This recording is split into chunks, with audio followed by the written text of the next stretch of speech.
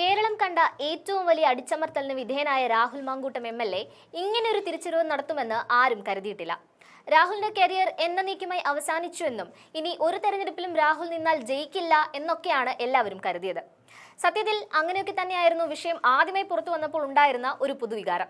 പക്ഷേ അതിലൊരുപാട് മാറ്റം വന്നു എന്ന് മാത്രമല്ല, രാഹുൽ മാങ്കൂട്ടമാണ് കേരളത്തിന്റെ ഒരു വികാരം എന്നാണ് മനസ്സിലാക്കാൻ സാധിക്കുന്നത്. പ്രത്യേകിച്ചും രാഹുലുമായി ബന്ധപ്പെട്ട വാർത്തകളുടെ കമന്റ് ബോക്സ് നോക്കിയാൽ അറിയാൻ കഴിയും, സ്ത്രീകളിൽ വലിയൊരു വിഭാഗവും രാഹുലിന് അനുകൂലമാണ്.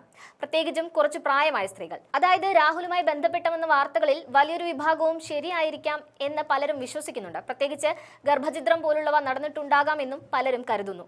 എന്നാൽ അതൊന്നും തന്നെ രാഹുലിന്റെ മാത്രം തെറ്റല്ലല്ലോ, പെണ്ണും ഒരുപോലെ കുറ്റക്കാരിയാവേണ്ടതല്ലേ എന്നൊരു ചിന്താഗതിയാണ് മിക്ക സ്ത്രീകൾക്കും ഉള്ളത് എന്ന വിലയിരുത്തൽ.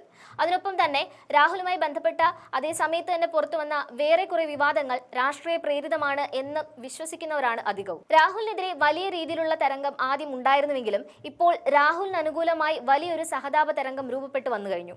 അതിലൊരു നായക പരിവേഷത്തിലാക്കി മാറ്റിക്കഴിഞ്ഞു. അതുകൊണ്ടാണ് ഇന്ന് കൊട്ടാരക്കര ജയിലിൽ റിമാൻഡിൽ കഴിയുന്ന സന്ദീപ് വാര്യരെ കാണാൻ പോയ രാഹുൽ മാങ്കൂട്ടത്തെ കേരളം ചർച്ച ചെയ്തത്. അദ്ദേഹത്തിന്റെ ഓരോ നീക്കങ്ങളും മാധ്യമങ്ങളുടെ പ്രധാന വാർത്തയാകുന്നുവെങ്കിൽ രാഹുൽ മാങ്കൂട്ടത്തിന്റെ ഒരു വിജയമാണത്. എന്തൊക്കെ പറഞ്ഞാലും ഒരു കാര്യം സമ്മതിച്ചു കൊടുത്തേ പറ്റൂ. ഇത്രയും വലിയൊരു ദുരന്തം കൺമുന്നിൽ വന്ന് നിന്നപ്പോഴും അതിനോട് രാഹുൽ പ്രതികരിച്ച രീതി അഭിനന്ദനാർഹമാണ്.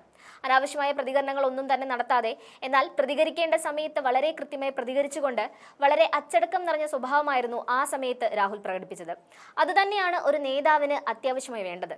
അതില്ലാതിരുന്ന സമയത്താണ് രാഹുലിന് അപകടങ്ങൾ കൂടുതൽ വന്നത്. കാര്യങ്ങൾ തിരിച്ചറിഞ്ഞ് വിജയിച്ച ഒരു നേതാവ് എന്ന് മാത്രമേ രാഹുൽ മാങ്കൂട്ടം എം.എൽ.എ വിശേഷിപ്പിക്കാൻ കഴിയുകയുള്ളൂ.